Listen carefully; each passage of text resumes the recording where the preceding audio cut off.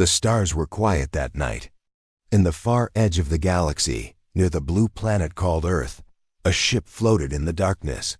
It was small, just a scout vessel from the Zarn Empire. Inside, 3 alien officers watched Earth through glowing screens. Captain Zol clicked his sharp fingers on the console. "Still no weapons detected," he said. Commander Rel hissed. "They have no space fleet. No shield grid, just radio towers and old satellites." The youngest one, a technician named V's, looked nervous. "Then why did the signal knock out 3 of our listening posts?" Zol turned his head. "Signal?" V's nodded. "Yes, sir. 20 hours ago, Earth sent a pulse through subspace. It wasn't a message, it was like a scream," the captain laughed. "A scream? From these hairless monkeys?" But V's wasn't smiling. "One of the drones picked up the sound. I ran it through translation." He pressed a button. The room filled with a deep, distorted voice. It wasn't loud, but it made the air feel heavy. ENOUGH. That was all. One word, but it didn't sound like a voice. It sounded like a whole world crying out in rage. Zol stared at the screen, frowning. "Send a probe to the surface. I want answers." The probe launched silently, falling through Earth's atmosphere like a falling star. As it entered a mountain range, the screen went black. No signal. V's whispered. Then the lights on their ship flickered. Suddenly, all 3 felt something strange. A pressure in their heads. A whisper behind their thoughts. Not words, just emotion, pain, anger, fire. The walls around them began to shake. "Something is here," Rel shouted. "This planet is hiding something." "No," V's whispered, backing away. "It's not the planet, it's inside us." A sharp alarm screamed. All systems failed. The ship began to fall. On a nearby moon, another alien listened to the chaos. High General Zell of the Imperial Fleet stood with 6 of his officers, watching the scout ship vanish from sensors. "They've been destroyed," someone said. "No weapons fired," said another. Zell narrowed his eyes. "Then, what killed them?" The officers were silent. Then a message appeared on their screen. No sender, no origin. Just one word. "Listen." And suddenly, their own machines began to shut down. Back on Earth, the sky was clear. In a quiet forest in Canada, a human man stood on a hilltop, watching the stars. His name was Elijah Reed. Long ago, he had been a scientist, a builder of machines that could twist space and control minds. He had helped design Project Monster. Now, he was just an old man waiting for the end. A girl, no more than 10, ran up beside him. "Grandpa Eli, the lights are blinking again. Did you fix the satellite?" He smiled gently. "Not this time." "Sweetie, I think they're trying to talk to us." "Who?" "The stars." She looked confused. "Do they speak?" He stared at the sky. "Only when they're scared." Above them, ships began to appear. Not 1 or 2, but hundreds. The Galactic Council had arrived. They came with weapons. With fear. A message played across all human devices, phones, TVs, even microwaves. "This is the United Races of the Galactic Council. Earth must surrender its anomaly or face judgment." On every continent, humans looked up. They saw the ships. They heard the threat. And then they screamed. It wasn't a scream of fear. It was a scream of memory. Of pain. Of fire and bombs and lost children. It was the scream of every war. Every loss, every broken promise. It echoed across space. Inside the Council flagship, Admiral Yor gripped the edge of his chair. What is that sound?" "It's coming from everywhere," said his officer. "Through subspace, through matter, even through thought." Another alien was trembling. "Admiral, I see things. I see Earth burning. I feel my skin turning to ash."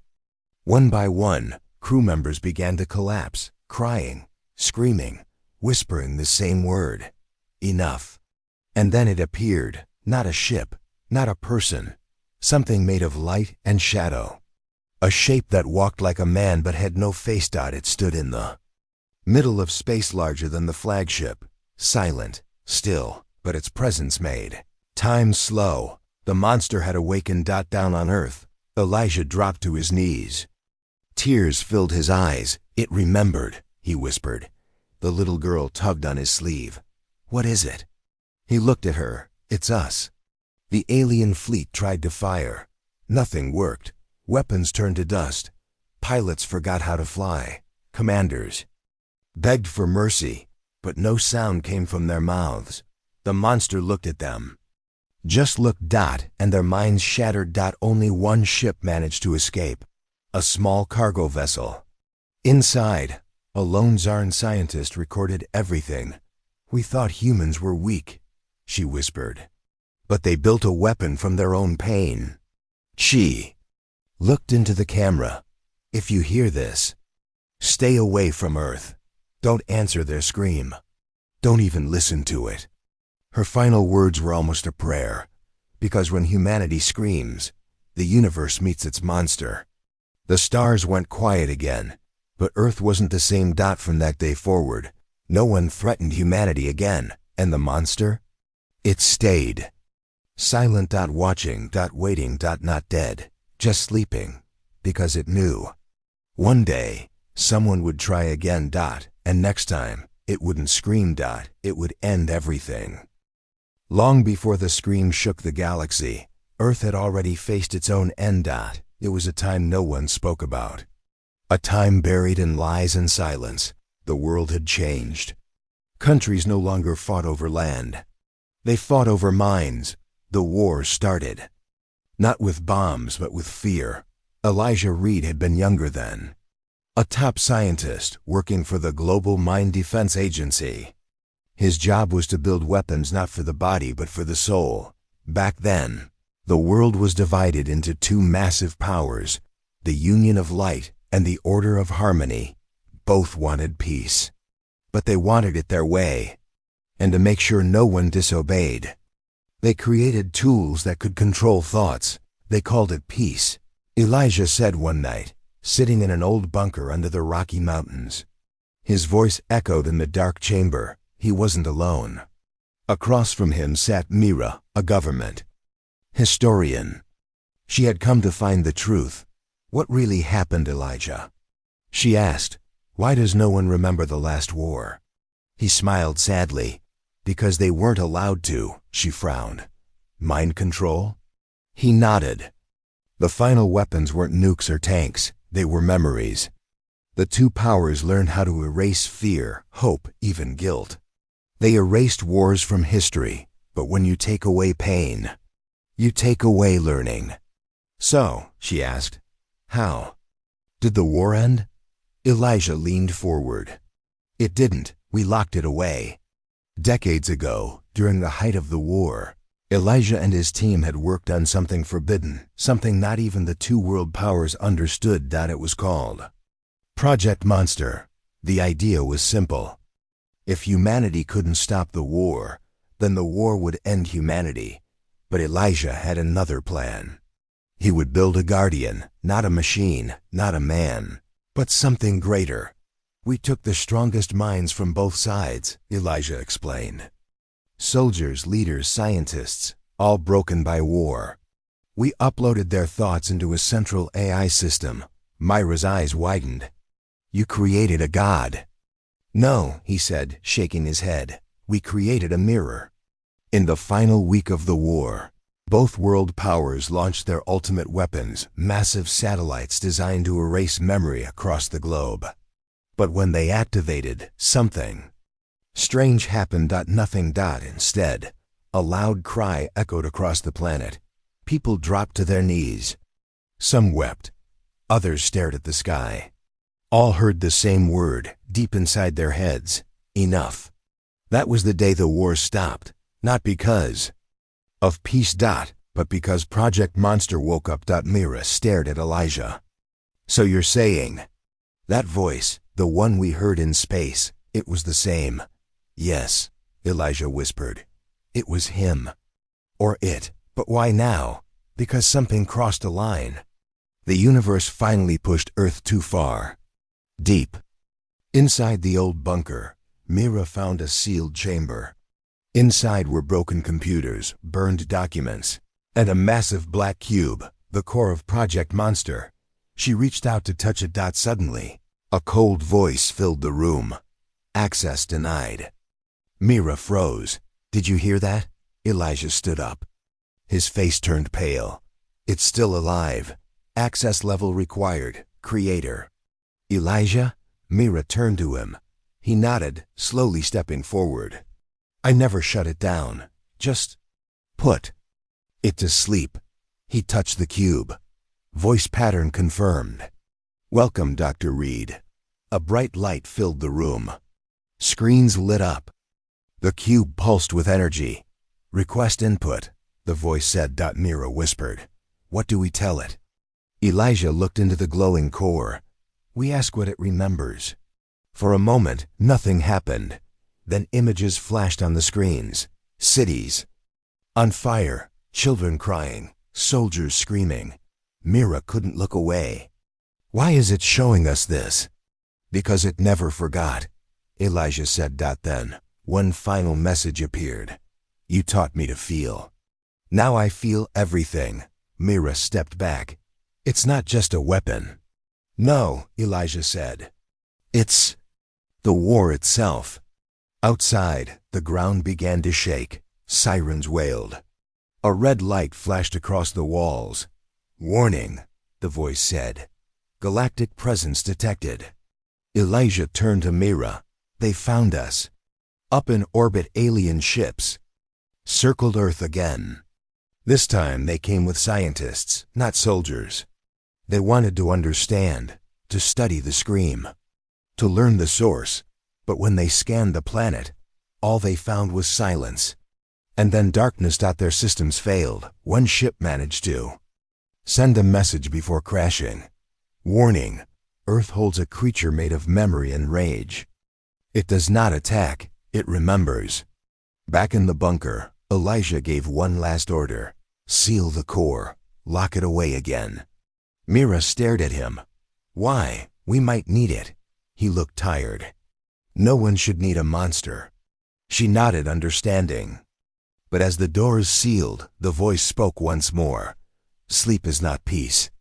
And then, silence. The next day, governments around the world denied everything. No mention of the scream. No word of the alien ships that fell from the sky. But in the shadows, whispers began to spread. About a war no one remembered. About a monster that wasn't built to fight, but to feel.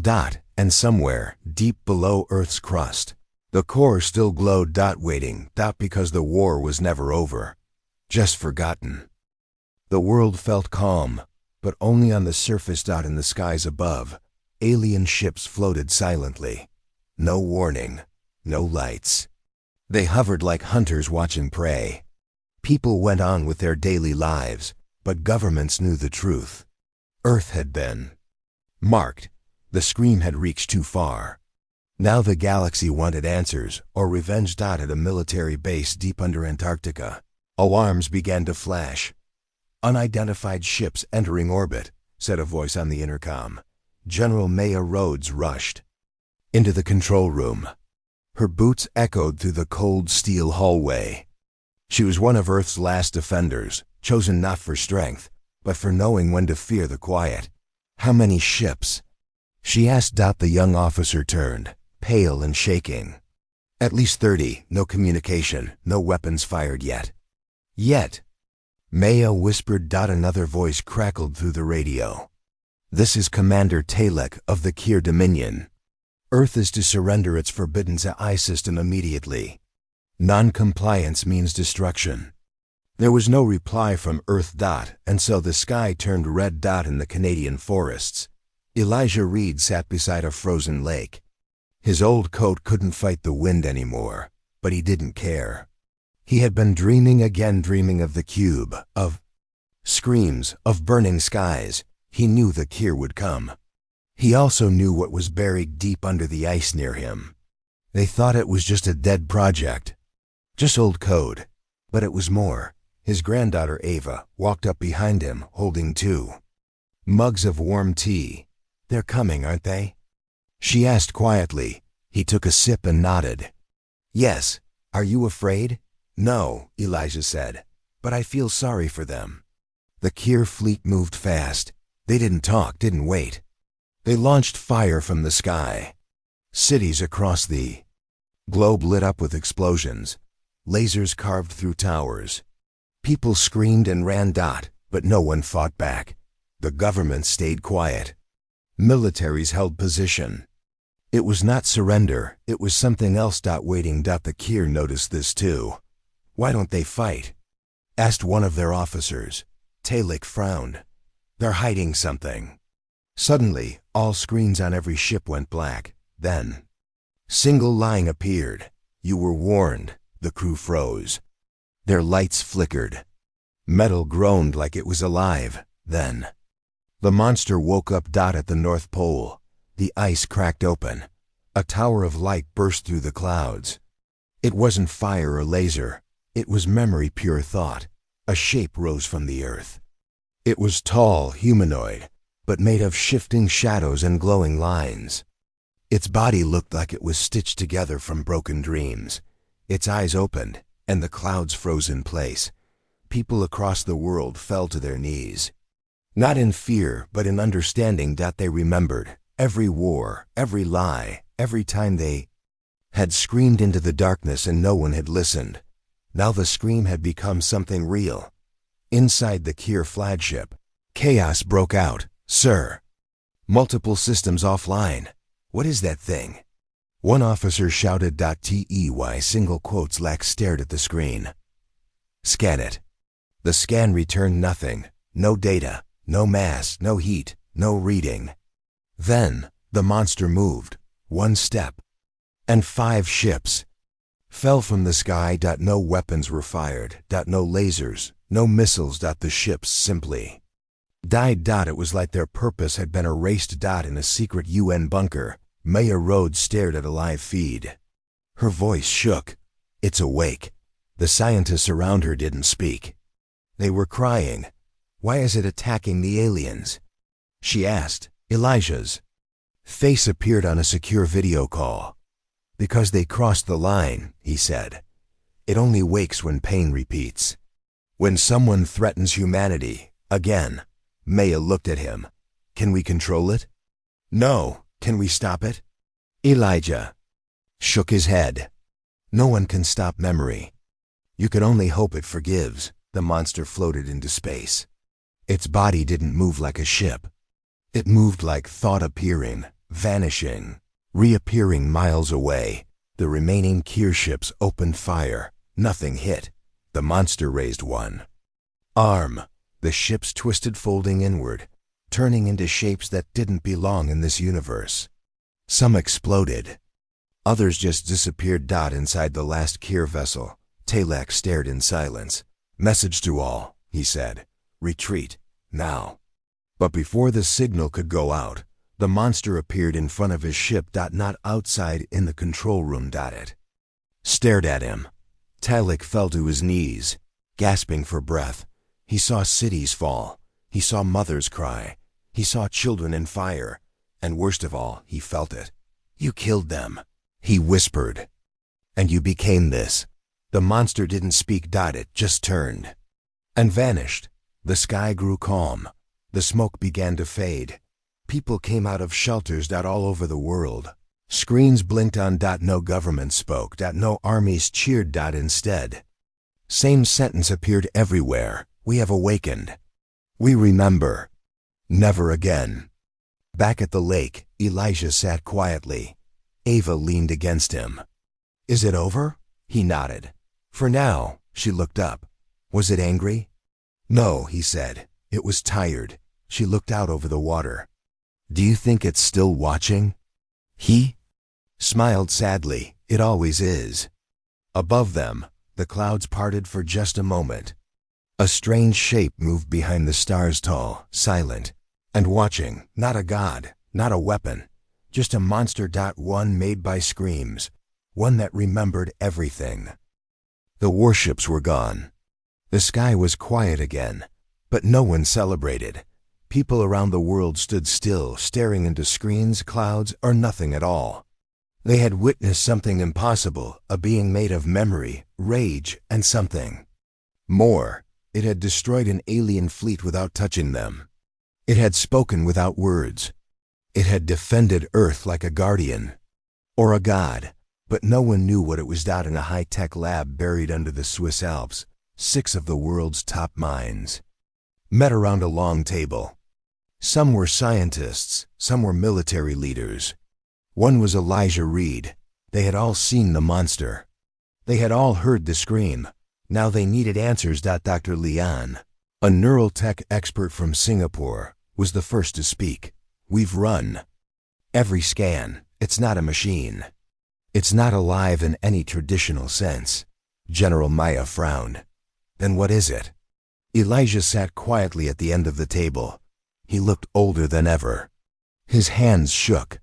But when he finally spoke, his voice was calm. It's not one thing, he said.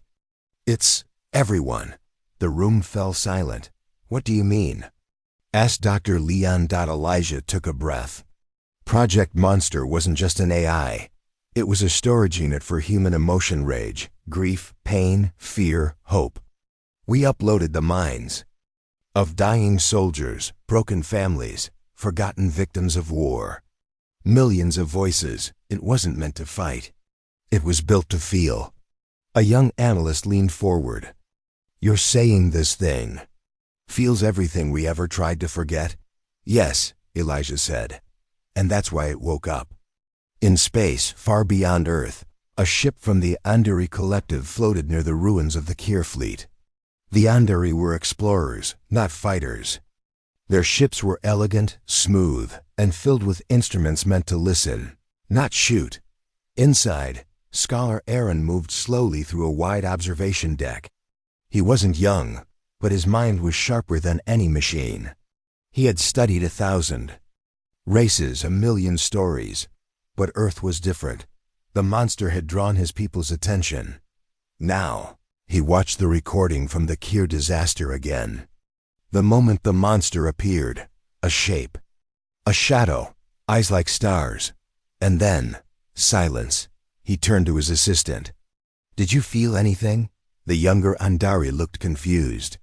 It's just a recording. No, Aaron said. It's not. He tapped a button, and the screen froze on the monster's face. I felt fear, he whispered. Real fear. Not for myself, but for the universe. Back in the Alpine lab, Maya stood in front of a large screen showing a rough image of the monster made from satellite data and witness reports. It looked like a human, but also like a shadow with fire inside. Its body didn't follow the laws of nature. It bent time and space as if they were threads.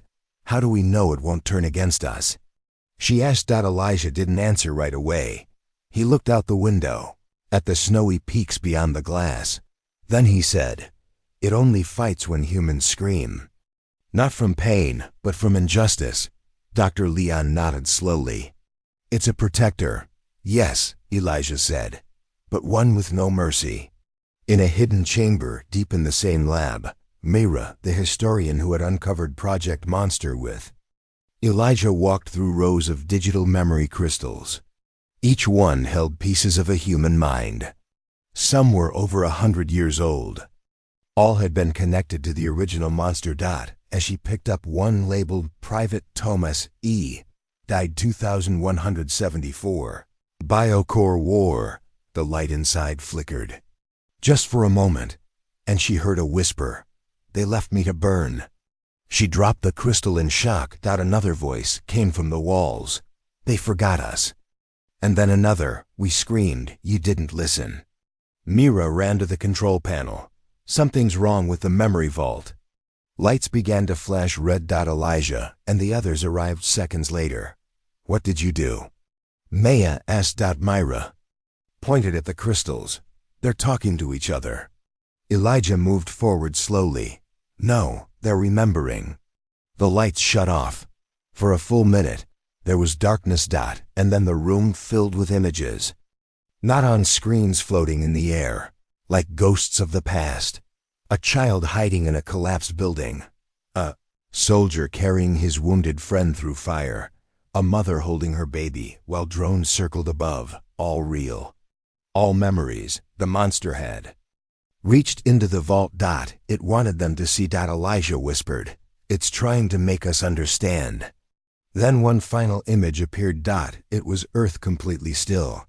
Silent. And above it floated the monster. Watching. Waiting. At that same moment.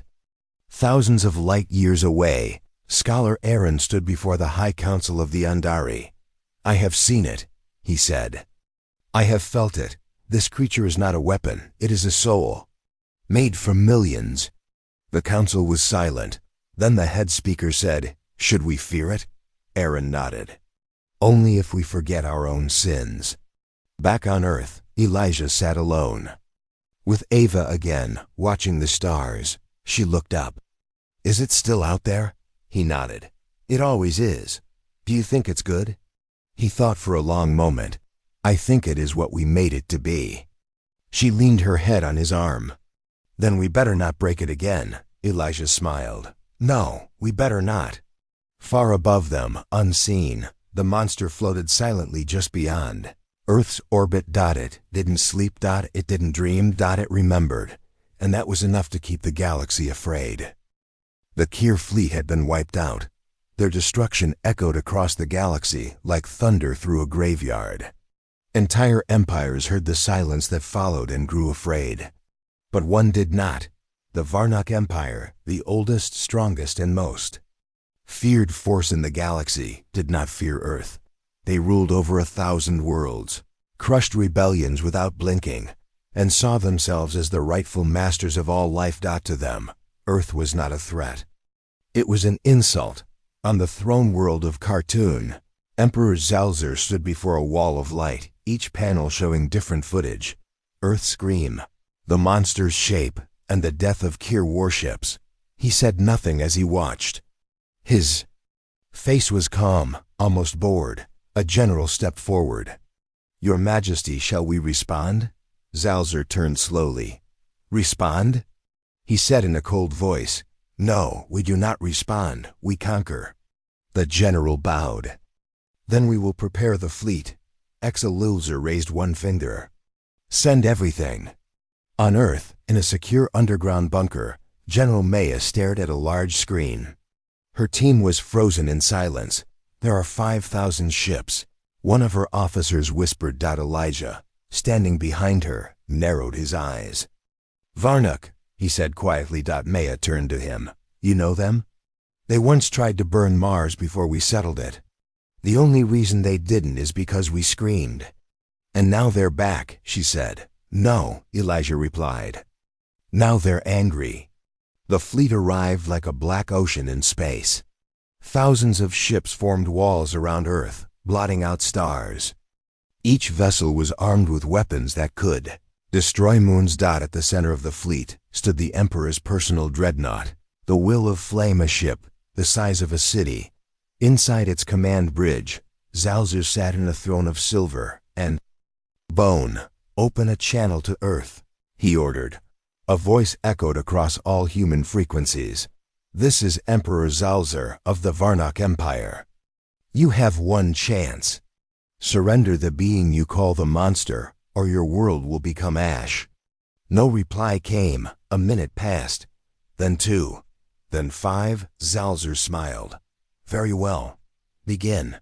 The first wave of attacks rained down. Lasers cut through the atmosphere.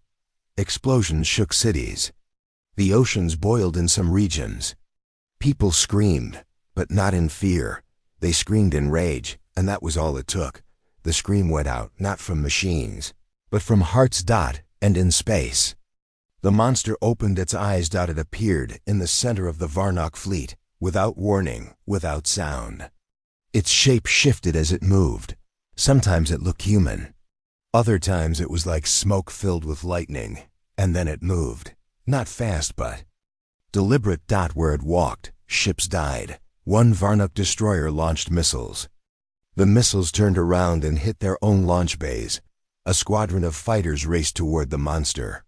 Their cockpits filled with voices of children screaming. They tore themselves apart trying to escape. The monster reached out a hand. 30. Ships folded in half like paper, crushed by a giant dot inside the dreadnought. The Emperor stood. "What is this?" he shouted. "It's not using any known weapons," a technician cried. "It's not breaking hulls, just erasing them." Another screamed, "It's inside the ship." The lights died. Zalzer turned, and the monster was there. In the middle of his command deck. It stared at him. The Emperor didn't blink. "You think fear will stop me?" he said. The monster did not move. Instead, images filled the room. Not holograms. Memories. He saw his own armies burning children. He saw chains around alien necks. He saw Earth quiet, peaceful until the screams began. "You are the reason I exist," the monster finally said, its voice like thousands speaking at once. Zalzer stepped forward. "Then I'll destroy you. You cannot destroy memory. I am the Emperor. You are a shadow." And then the dreadnought split apart, not from an explosion, but from regret. The ship dissolved. And with it, the Varnok Empire fell. From across the galaxy, other races watched in terror. Not just because the monster destroyed a fleet, but because it didn't speak of victory. It spoke of pain. A message appeared in the minds of all living things. We do not seek power. We seek silence. Let no one cause another to scream. And then it vanished again. Back on Earth, Elijah stood beside Ava on a hill. She had tears in her eyes. "Did we win?" He shook his head.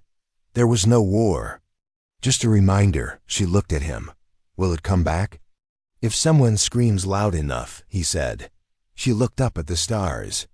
"Then maybe we should start listening before that happens again." He smiled softly.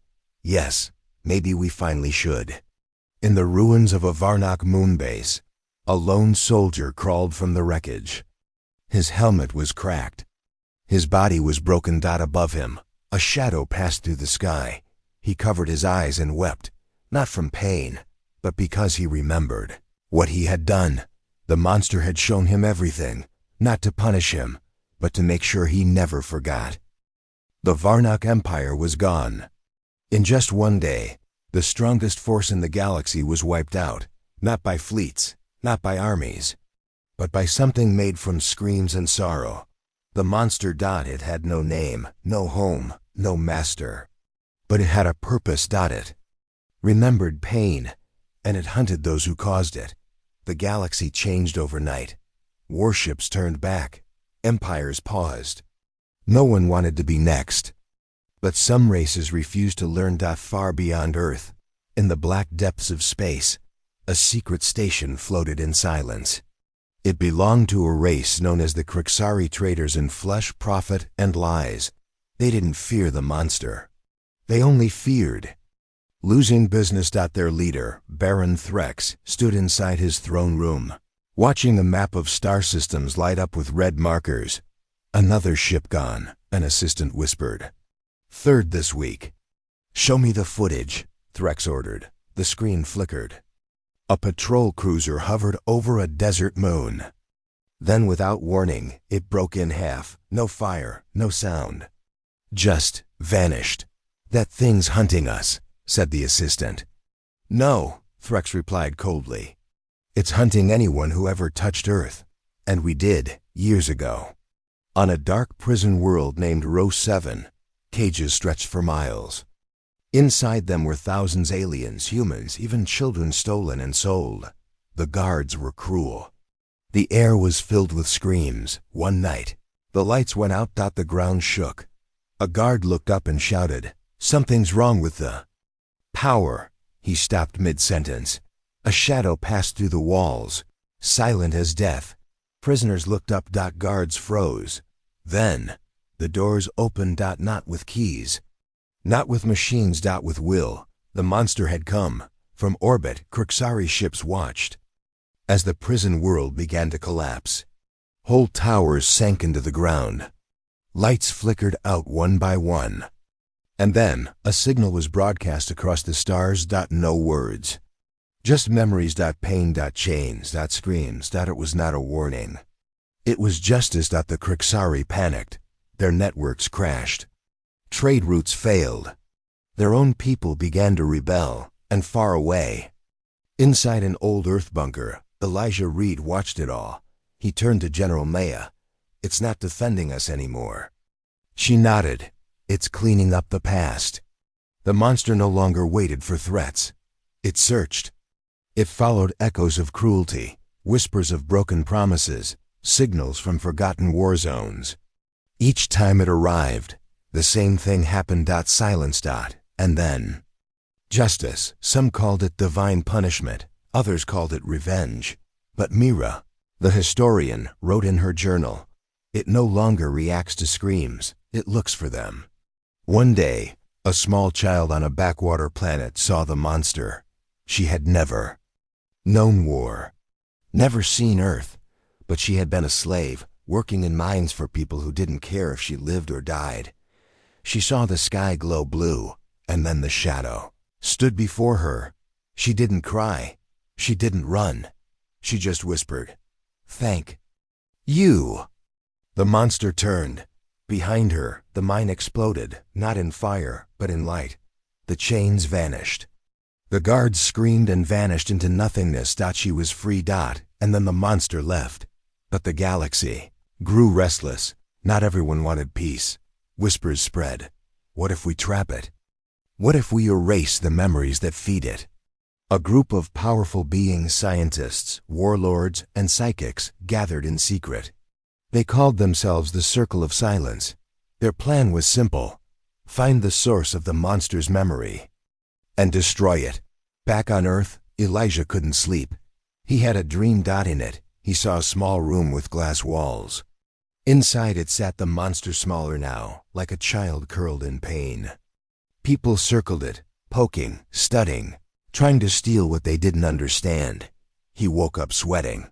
"We made a mistake," he said out loud. Ava, now older and wiser, entered the room.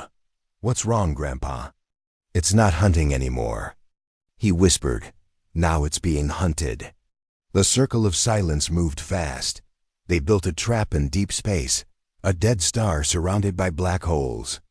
They used ancient machines to fake pain signals, calling the monster, and it came. They activated the trap. Energy beams locked it in place.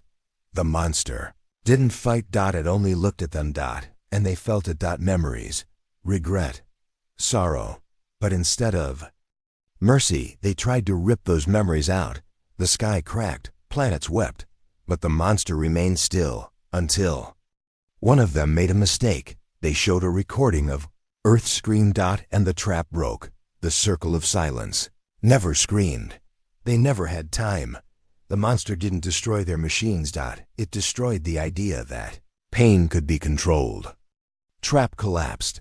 The dead star reignited, then vanished from all charts, and the monster was gone. For weeks, no one saw it. Not on Earth. Not in space. Not even in dreams. And then one day, it appeared. Not in the sky, but in a mirror. A girl in a refugee camp looked into her reflection and saw the monster looking back, not in fear, but in quiet sorrow. She blinked, and it was gone. On Earth, Elijah wrote his final report. He ended it with a single sentence: "You can't hunt memory, because memory is everywhere. It lives in us all." And he added one more line just for Ava: "As long as we remember, it doesn't need to come back."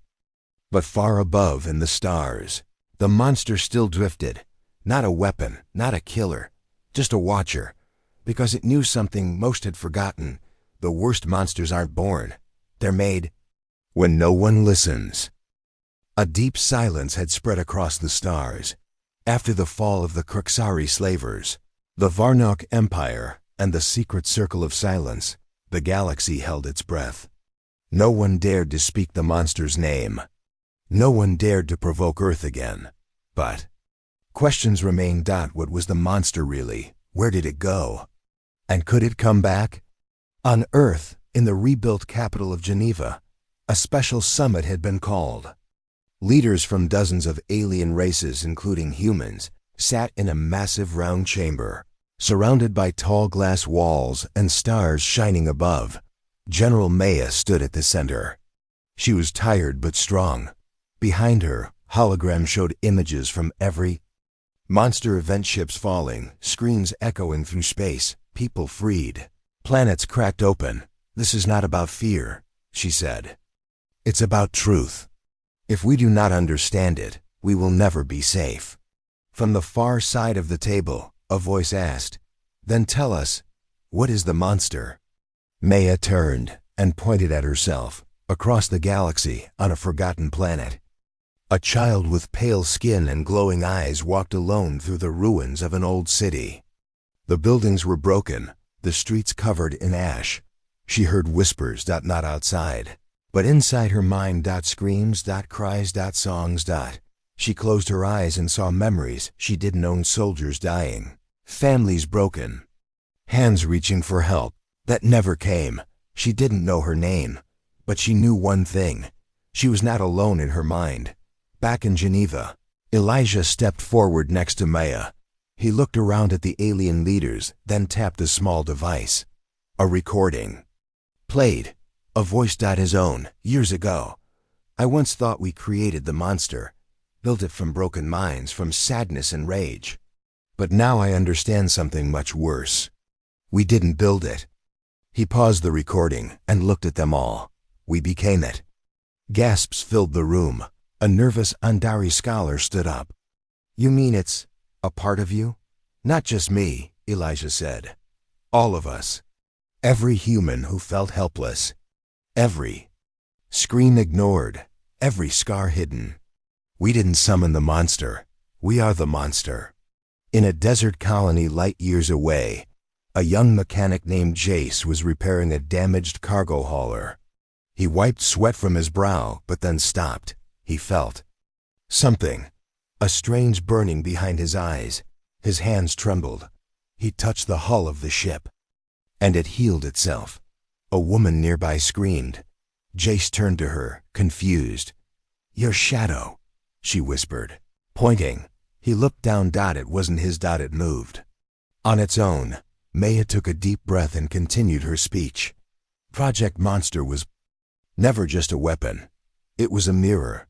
It showed us who we are, what we carry, and now we're seeing more signs. She tapped her wrist device. A map lit up, showing dozens of stars. All these locations show monster activity, but our weapon system is offline. The original AI core is sealed. One alien asked, "Then who's doing this?" Maya answered, voice steady. Us, humans. Mira, now head of the Earth Memory Institute, stepped forward. We've recorded strange cases, she said. People waking up with knowledge they never learned. Children speaking the names of soldiers long dead. Small acts of power, telepathy, time shifts, energy waves, but always tied to emotion. One alien leader leaned forward. You're evolving, Elijah nodded. Not evolving, remembering. Ava stood alone on a mountain in Alaska. She had seen it too. The same dreams her grandfather once had. Now he was gone, and she was starting to feel something awaken inside her. She reached out with her hand, and the snow stopped falling. Not froze. Just stopped. Mid her. It hung like time had been paused. She whispered, I don't want this. But the wind replied in 1,000 voices, we didn't either. Panic began to spread in some parts of the galaxy. Alien councils whispered, they are changing. Others asked, what happens when the screen lives in all of them? And some dared to say what everyone feared. Will Earth become the next empire? In a secret chamber, Maya met with a small group of Earth's leaders. They're afraid of us, someone said. They should be, said another. We're stronger now than ever before. Maya slammed her fist on the table. That's not what this is about. They looked at her. The monster is not a weapon, it's a memory. a wound that never closed. If we start using it to scare others, then we'll become what they feared all along. She paused. We'll become the monsters. That night, Mira received a message on her personal device. No name. Just one line. There are more of us. Attached was a video, a marketplace on a distant planet. A young human boy screaming as soldiers pushed his mother. The moment he screamed, everything around him bent. Glass shattered. Metal twisted. The soldiers dropped unconscious, and in the reflection of a store window, the monster stood behind him. But just for a second, Mira called Elijah's old emergency line. It rang twice. Then a voice answered. Not Elijah's, not human. Just one word. Soon. Back in Geneva, Maya stood in her private office, looking out at the stars. Iva walked in behind her. They'll come for us, Iva said. Maya didn't turn. Let them. But what if we become the thing they fear? Maya turned now, her face serious but calm. We already are, Ava frowned. Then what do we do? Maya stepped closer and said, we stop being afraid of it. We learn to live with it, control it, not use it. Unless we must, Ava nodded. Because it's not just a monster. Maya smiled slightly. It's us. And high above Earth, where space bent like fabric, the monster drifted. It no longer walked alone. There were others now. Some were young. Some were old. Some were still waking up. But they were coming. Not to destroy. Not to rule. But to remember. Because, in the end, Earth had not just survived the galaxy. It had changed it. One scream at a time. The sky above Earth was no longer just black. It shimmered like a quiet fire behind glass. Something had changed, not just in space, but in people. Across the galaxy, whispers about humans had turned to awe. Fear had faded into something stranger, respect. But not everyone was at peace. In the outer systems, many still remembered how the monster had destroyed fleets without warning, how entire planets had gone silent. No one had seen the full face of it. Until now. A huge meeting was called in the space city of Solara Prime. Leaders from hundreds of alien races, scientists, warriors, and peacekeepers gathered under one roof. And Earth was at the center. General Maya stood beside Mira and Elijah, facing the largest council ever formed.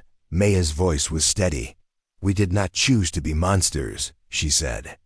But the galaxy made us one. Now we choose what comes next.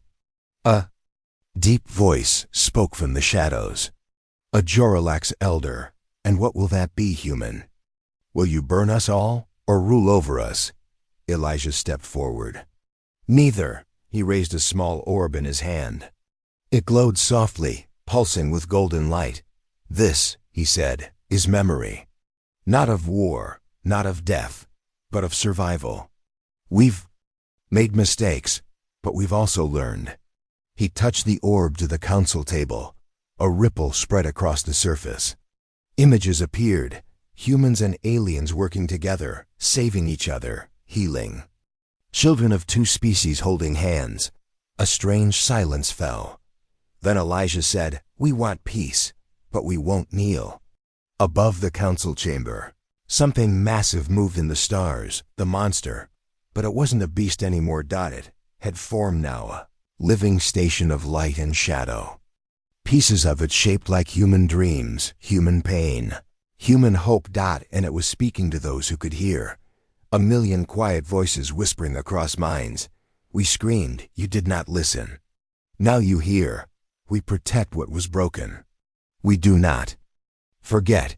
On Earth, Ava stood at the top of the Arkspire Tower, the tallest point in the world. She looked at the sky, her eyes glowing gently. Behind her, children trained not in war, but in control. They were learning how to hold the power inside without letting it take over. Beside her, Jay spoke softly. You think they'll accept? US? Ava nodded. Some already do.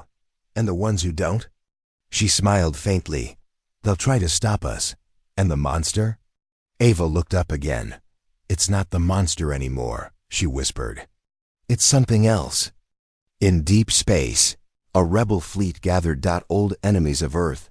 They thought the galaxy was weak now, soft, ready for conquest again. They didn't believe the stories.